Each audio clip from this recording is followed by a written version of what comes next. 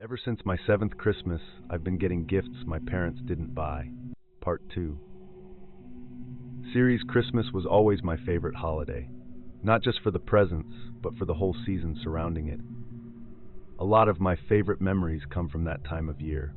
Going on walks with my mom to see all the decorated houses in our neighborhood, getting hot cocoa from the cafe at the end of our block, staying up late on Christmas Eve listening to the house settle and swearing it was reindeer footsteps. But Christmas carries a shadow for me. It always will. A shadow cast by 3 Christmases, my 7th, my 8th, and my 9th. I don't know why I'm writing this. Maybe I think it'll give me closure. Maybe I think people need to know. Maybe I just have to finally talk about it. Either way, it's here for you to read. Take from it what you will. The first thing I remember about my 7th Christmas was how it snowed in the morning. It was the kind of perfect light snowfall they had to use special effects to create in movies. I had woken up very early that morning after staying awake in bed that night, anticipating the day to come. It didn't matter. I was too excited to be tired. The moment my brain processed what day it was, I shot out of bed, got into the dress clothes my mom had picked out for me. She made us take a Christmas Day photo every year, and started to consider whether I should wake Mom, Dad, and by extension, my little brother, or just sneak down and look at the presents. Then I noticed the snow outside my window. I just stopped and stared.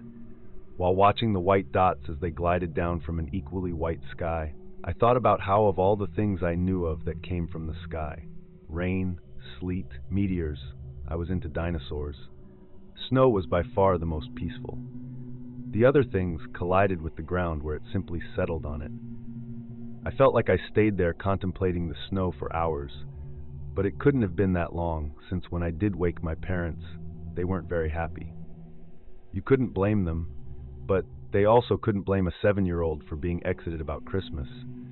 So my dad gave me his laptop, and I went to my room and watched YouTube. I remember exactly what video I watched. It was a Let's Play of The Legend of Zelda: Ocarina of Time. In the previous weeks, I had become obsessed with the game through videos and really wanted a Nintendo 2DS and a cartridge so I could play it for myself. I had asked my dad about it 2 weeks before, but he said that he couldn't get a present that expense so close to Christmas, and that my birthday was only 3 months away. I asked him if maybe Santa could make it, but he just laughed and said something about how Santa's elves were busy this close to Christmas. Finally, once Luke, my at the time 5-year-old brother, woke up, my parents relented and let us head down the stairs. We saw a lot of presents underneath our tree, some from our parents, some from relatives, and some from Santa. The gifts attributed to St. Nicholas were all wrapped in white and green wrapping paper and had paper tags dotted with images of peppermints. I don't remember everything I got that year, but I remember it being a pretty good haul, filled with big Lego sets and action figures. I also remember a tiny bit of disappointment as I opened my last present, partially because neither it nor any of the others were a 2DS, and partially because Christmas morning was over. In the blink of an eye, an event that I had spent the whole month preparing for, an event which was so close a few minutes ago, was now a year away. "Are we ready to take a photo?" my mom said as she set up a tripod. "Then we can eat some of that stocking candy Santa left." "There's another present." Luke pointed towards something behind the tree. "I'm pretty sure that's it, kiddo." As my dad spoke, Luke crawled under our tree and started reaching for something. Sure enough, he returned with a medium-sized box. "I guess you're right."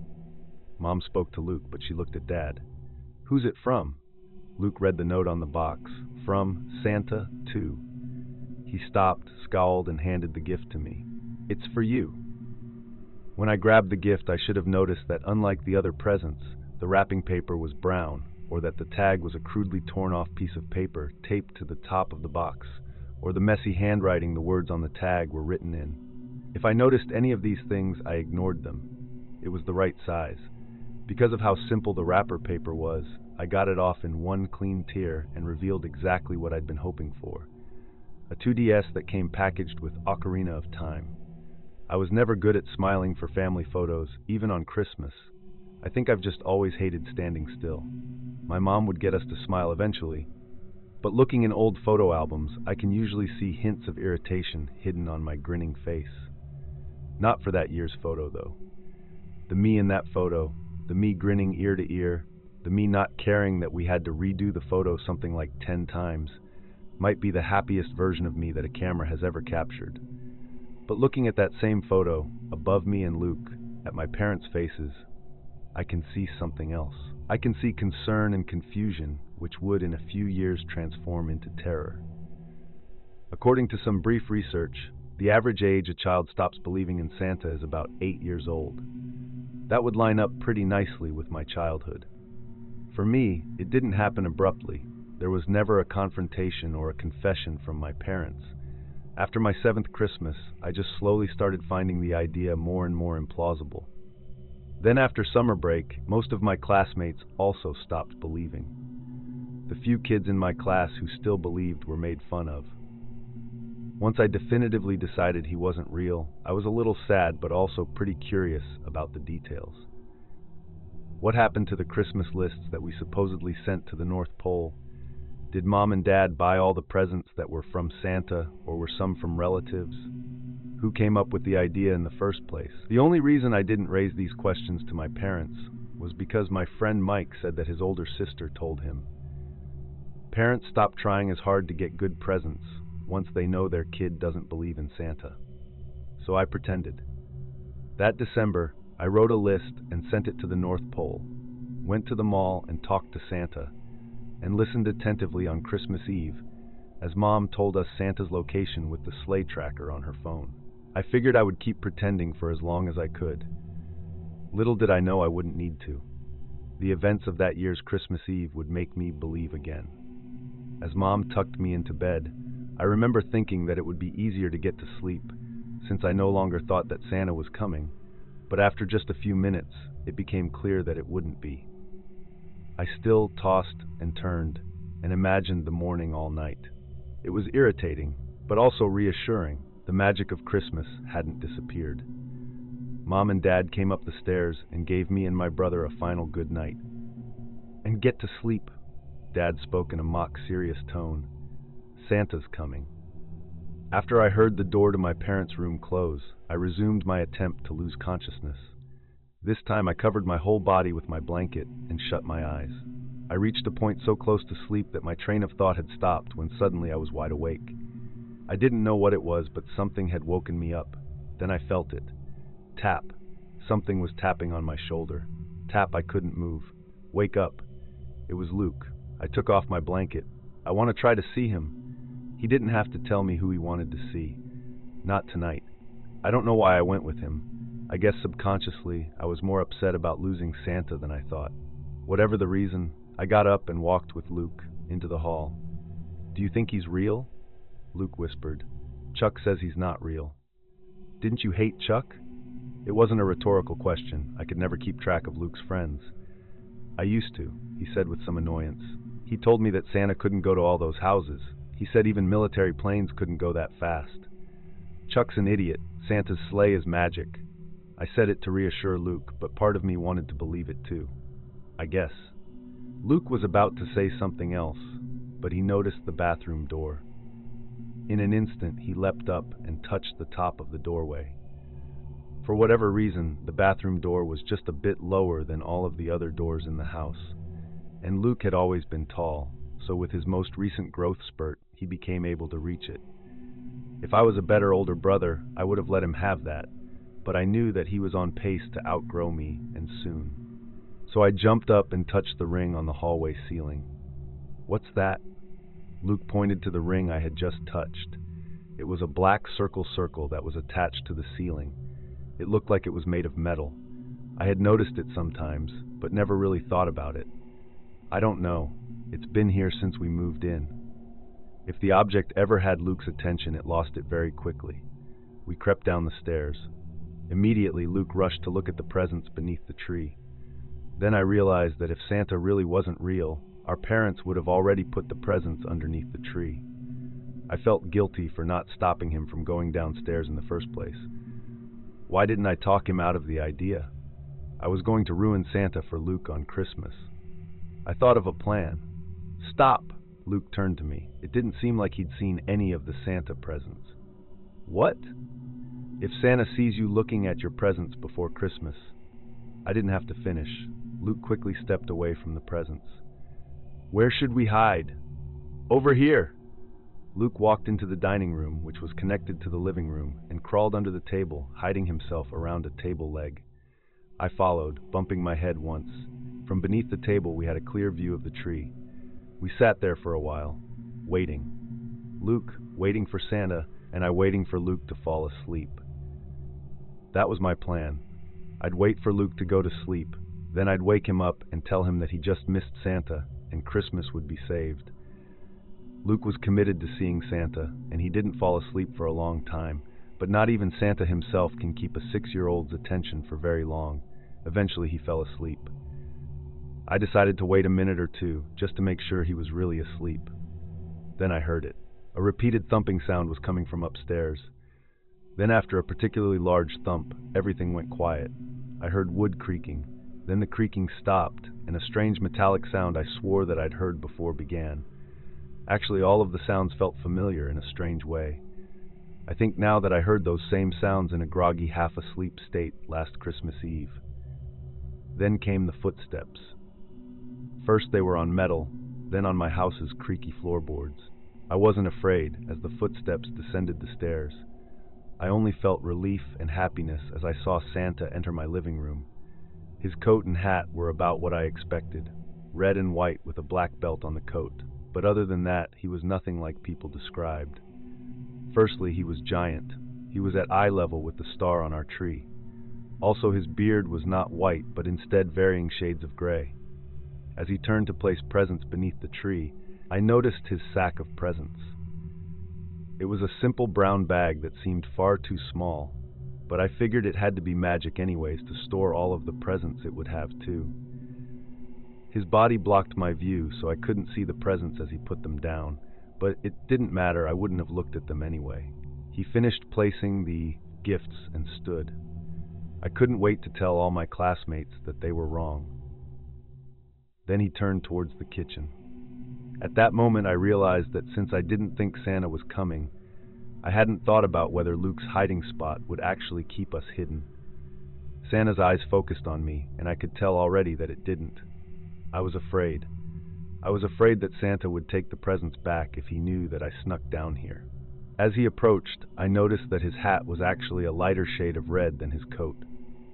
It only took him a few steps to be standing right in front of the dining room table, so close that all I could see were his legs. He kneeled down so we were at eye level.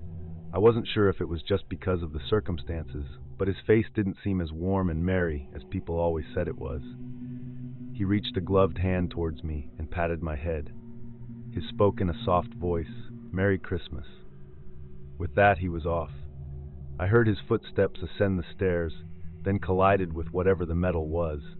I wondered if maybe it was his sleigh. Then the metal sound followed by the creaking of wood, and then it was silent. I didn't wake Luke up. I didn't know what I could say. Instead, I carried him up the stairs and tucked into his bed. That Christmas we would get a lot of gifts. Luke's favorite was a complete giant Voltron figure. Mine was a copy of Majora's Mask for my 2DS. Both were from Santa and came in brown wrapping paper. After I got Luke to bed, I walked through the hallway to my room. I remember seeing the black circle on the ceiling and deciding that I would ask my dad about it the next day. But in all the excitement of Christmas, I completely forgot about it. Sometimes I think that if I had asked him about it, maybe the next year's Christmas would have gone differently.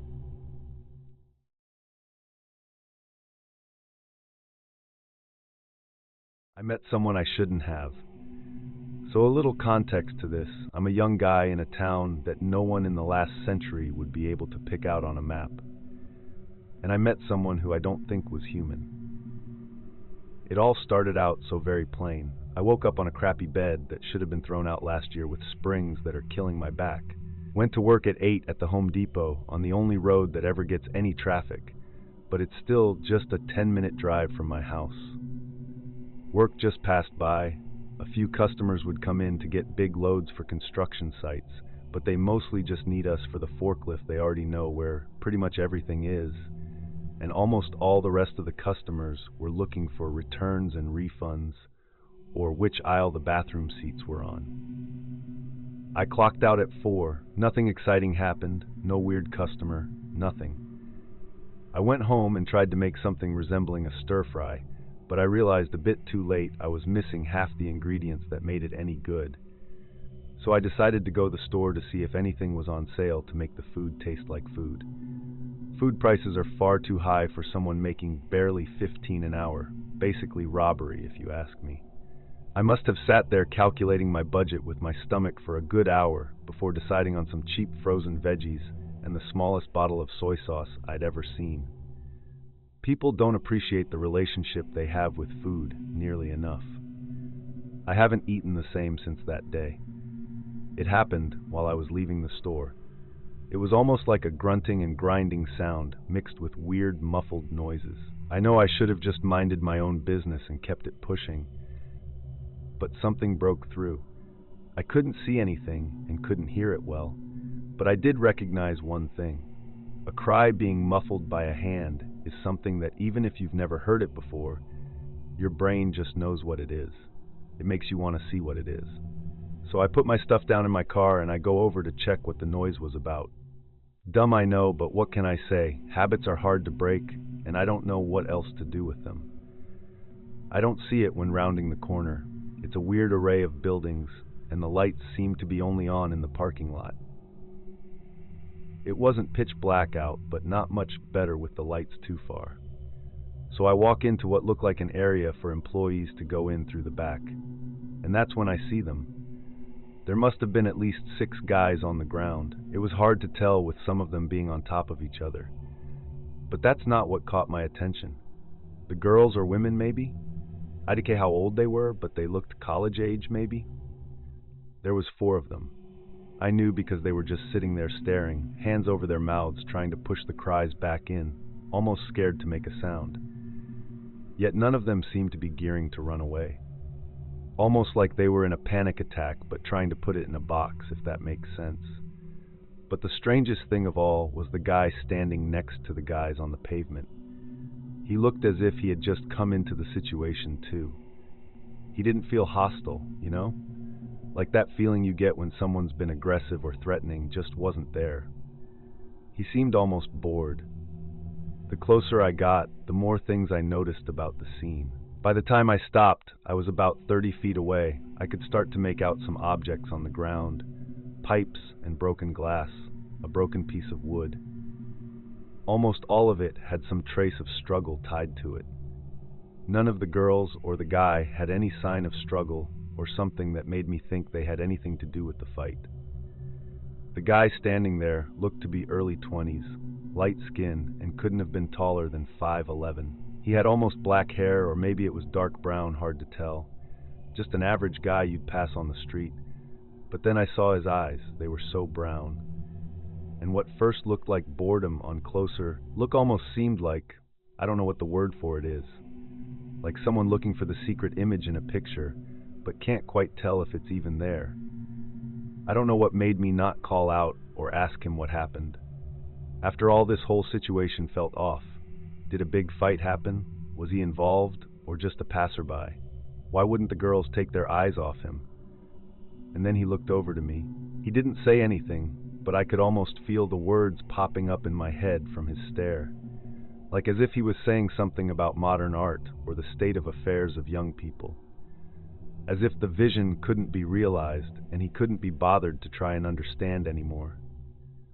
While he kept taking glances at me, he began to walk around looking at the debris, like he was searching for something in particular. He kept giving me side glances, almost as if picking out a gift for a friend, and he couldn't decide. The girls started crying harder as he moved, almost petrified when he came near them. Finally, he picked up a piece of rebar and inspected it closely, and he gave me a look of something along the lines of, "A mighty sorta," and he swished it around him like a kid playing with his new favorite stick. Then he threw it near my feet. The sound of metal and concrete will never be the same to me again. Then, while I'm looking between him and the rebar, a small grin began to form on his face with a look of, "You don't like my present?" My brain, being sensible, told me I should pick it up. After all, if he was the one who messed up 6 guys by himself, a weapon was mandatory. Quick of a thought that was, came something far more sinister. His grin was beginning to widen and morph to a bigger smile. His feet, I noticed, were almost sideways. His legs sounded heavy, and the way he walked seemed almost as if it took great effort to do so. He walked so casually, as if he was about to greet a longtime friend he hadn't seen or heard from in a while. Maybe that's what it would have looked like from a camera. Every one of his steps triggered something in me, something almost instinctual. I still hadn't said anything, and I barely so much as twitched. But I knew what this feeling was. Prey isn't the right word for it. I was a part of the dinner show. Something like a cat would do with a mouse he had no interest in eating, only making it suffer before the end, priding itself on the pain of things weaker than it. It was suffocating when he was in front of me. He looked down at the rebar and then back to me, almost pleading for me to pick it up, like a kid whose dad won't play make-believe anymore. When I didn't move, he lifted his arm and pointed at me, close enough to almost be touching me, but not quite there. His eyes gave me a look of, "I'm not touching you." One of the girls was starting to curl up in her knees, but her hand never left her mouth. Then he did something strange. Keeping his finger pointed at me, he slowly began walking in a circle around me. I stared straight forward, but I could feel his eyes on me the whole way around. The first time he came around, his smile was still playful, and he stopped right in front of me again. He held a finger up and looked at me as if I had one of something. Then I realized he was telling me I had one question. So I asked him the only question I could think of. "What are you?" His smile got bigger. Hungry, almost too high of a voice for a man, almost slurred. Then he began walking around me again, but this time felt different. When he stopped behind me, the girls' faces changed, and the cries almost couldn't be covered anymore. Everything in me was telling me to turn around and try to fight for my life before the thing behind me took it without a fight. But I did nothing. As he was coming over my other side, his smile hadn't changed, but the way his eyes looked hasn't left me. Almost like they had sunk further into his face, but they contained an anger that hadn't been there before. But just like last time, he held up one finger, only this time I couldn't think of a better question. Then it came to me. "Who are you?" I barely stuttered out. His smile almost seemed to tear at the points of his mouth as he spoke. "Fun." Only this time his voice was almost split, like two people saying it at once. He tilted his head from side to side, almost debating on his next course of action. He settled on walking around me again. Only this time he didn't stop behind me. His face looked almost unreal as he rounded my side, like it couldn't decide if he was experiencing euphoria or anger so hot it would burn him alive. This time, though, the finger that had been pointing at me was the one he held up. He kept making a swirly motion with it, as if telling me this would be the last question. My mind was racing, trying to figure out what to say so I could leave alive. I thought about asking to leave, but what about the rest of the people here? What happens once I leave? I still didn't understand what was happening now. I could only think of one thing to make it stop. One way so the girls and those guys might be able to leave so that someone might survive. I tried to summon all the bravery. I didn't have to ask him the next question. "Can you please leave?" I squeaked out. I don't think that's what he wanted to hear. His hand came right in front of my neck, and he began snarling at me. He moved forward and began sniffing around me, almost smelling for something. It took him a minute before he seemed satisfied. When he pulled away, the look on his face began to change back to how he was when I first came over, but it had almost an amused look to it, like he had never been asked that question before. Then he leaned in to close to my neck and ear. His breath was so cold if I couldn't see him in front of me, I would think a freezer might have opened right next to me. He whispered the last thing he said to me in my ear, but being careful not to touch me. "All right," his voice sounded almost monotone, like his fun had been killed, and then he began walking away into the darker parts of the night. I could hear him humming. It felt like hours before anyone moved, almost scared to do anything to bring that thing back over. Finally, one of the girls crawled over to one of the guys and began sobbing on his chest. And that's all it took for everything to turn into a blur of motion. I checked my phone, and it hadn't even been 30 minutes since I first walked over. As the rest of the guys began waking up, I noticed something strange going on between them. One of the guys almost jumped up and about fell over again, looking for something. He left, I told him, but it didn't seem to be the response he was looking for. Where's Alice? Where's Jenny? This made the girls break down sobbing, and what they said next broke my heart. I should have realized it sooner. There was 6 guys and 4 girls when I arrived. That didn't mean that's all who came. One of the girls spoke up and said something barely understandable through her crying. "He ate them! He ate them!" She said as she screamed the last part before her forehead touched the ground, and her back began to heave as she struggled to breathe. I tried to talk to one of them about what happened, but no one seemed to want to say what exactly happened. But then the guy who asked about the girls looked at me, and then he looked at the ground. We were just messing around, just talking about where we wanted to go get something to eat that had enough space for all of us. He looked back up to me, tears in his eyes, almost pleading with me to understand him. Then he continued, "We go to the college at the edge of town. It's only a 20-minute walk to all the restaurants, and we were just taking a shortcut when He stopped halfway, almost scared to say what happened next. Then we saw him standing there looking up at the sky, giggling to himself. He paused for a moment, then continued.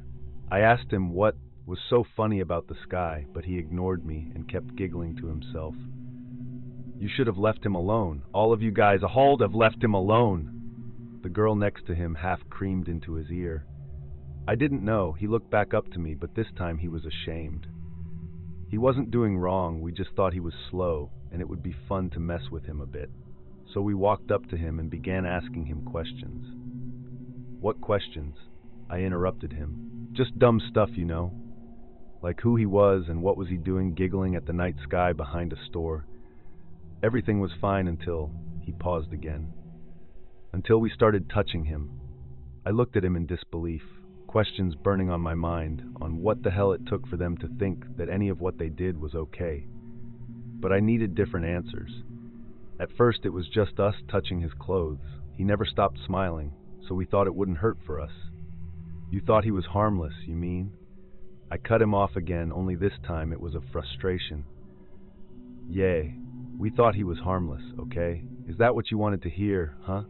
It's not like we were beating on him, we were just playing around. Until we weren't. His eyes look almost crazed with grief at this point. He was so fast and strong, almost like he wasn't even human. At first he was just throwing us around until Jake picked up a pipe and swung it at him. After that he stopped pulling his punches, and then it goes dark. He finished looking at the girls for an explanation. The brunette girl was the one who began talking despite looking in between her knees, almost too scared to look at the world, at the night. After he laid all of you out, he kept hitting you guys, so we tried to get him off you. She stopped and then started again. Alice and Jenny hopped on his back, but it didn't matter. He slammed both of them into the pavement just as quick. But then he looked at us and we saw his face. What about his face? I asked Mower. A different girl spoke up this time. It wasn't normal, it almost looked like a mask of a face twisted in anger, but we all could feel the threat in the air. What threat? If we moved or made a sound, we'd die, she said quietly. But Jenny and Alice didn't want him to go back to beating the guys, so they fought back. It was in another couple of minutes before anyone said anything, but then she finally started up again. Jenny was the first one he started on. Her voice wavered. He grabbed her by her hair and thigh and shoved her down his mouth, and then in went Jenny. She finished, and then she looked over to me. And then you walked over, taking another breath. And then we thought there was 2 of them. All of them broke down at the statement, so not knowing what else to do, we decided to call the cops. We decided to tell them that a man who fit description of the thing that came here tonight had abducted the 2 girls at gunpoint, rather than what actually happened. No one would have believed anything about that night. The cops grilled all of us for weeks and pulled all the camera footage they could find, But the girls and the thing were never found again. Just gone. Like he had never been there that night. Even now my hands and fingers are shaking as I try to type this out, trying to rationalize what happened, as if words could ever capture the feeling and terror of that night, of him. I know no one who read this is going to believe this, so I'll only ask one thing of you. No matter what they say or what they look like, don't talk to the things that roam the night. You never know if they've eaten yet.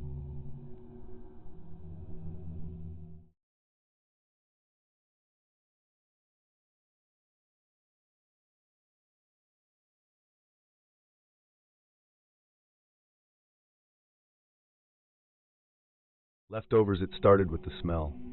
Our Thanksgiving this year was a modest one, just my mom, dad, my younger sister Emily, and me. The turkey wasn't huge, but it was plenty for 4.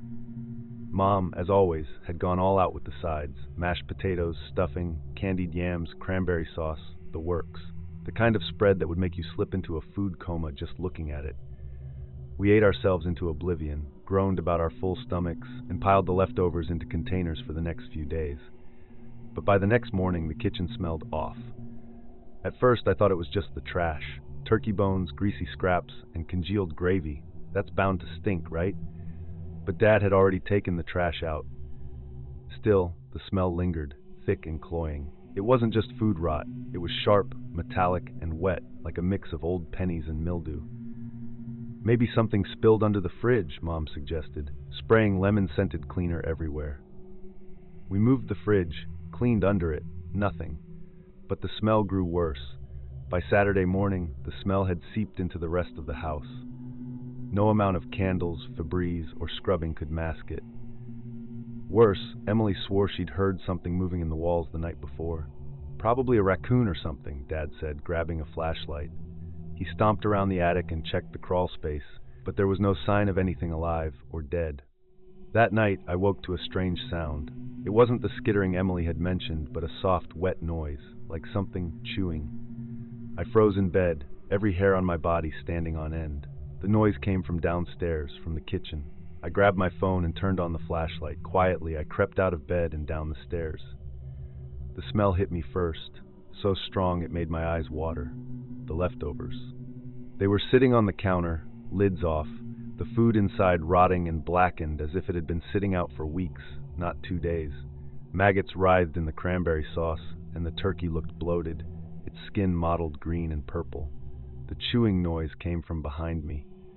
I turned slowly, heart pounding. Something hunched in the corner of the kitchen. Its back was to me, but I could see the sharp angles of its spine pressing against its pale, mottled skin. It was thin, too thin, with long, bony limbs that ended in claw-like fingers, and it was eating. Its hands moved mechanically, shoving handfuls of rotten turkey and stuffing into a mouth that stretched too wide, full of teeth too sharp. I let out a small gasp, and it froze. For a moment the world went silent. Then it turned its head toward me, slow and deliberate. Its face was wrong. The features were human but distorted, stretched in ways that made my stomach churn. Its eyes were black pits, leaking something dark and viscous down its cheeks. It smiled, bits of rancid food stuck between its teeth. Still hungry, it rasped, its voice low and wet. I stumbled back, nearly tripping over the chair. It stood, unfolding itself to an impossible height, and took a step toward me. I ran. I don't remember making it back to my room, but I must have because I woke up the next morning in bed, drenched in sweat. The smell was gone, and so were the leftovers. I told my parents everything, but they didn't believe me. Said I must have had a nightmare. But last night, Emily went to grab a late-night snack and never came back. We found her this morning, slumped over the kitchen table, her face frozen in an expression of pure terror. Her hands clutched her stomach, which was grotesquely swollen, the skin stretched and mottled. The coroner said it looked like she'd been eating, but there was nothing in her stomach except for blackened turkey and maggots. The leftovers are gone now, but the smell is back. And I swear, last night I heard something moving in the walls.